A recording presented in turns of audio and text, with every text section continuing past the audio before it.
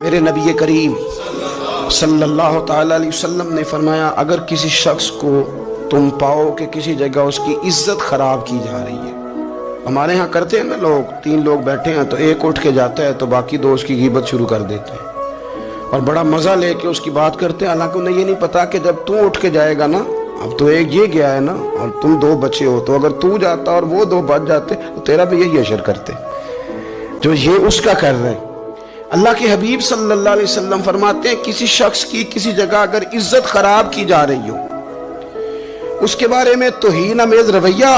اپنایا جا رہا ہو اور تم اس جگہ موجود ہو، تو حضور فرماتے ہیں تم اس کی عزت کا دفاع کرو۔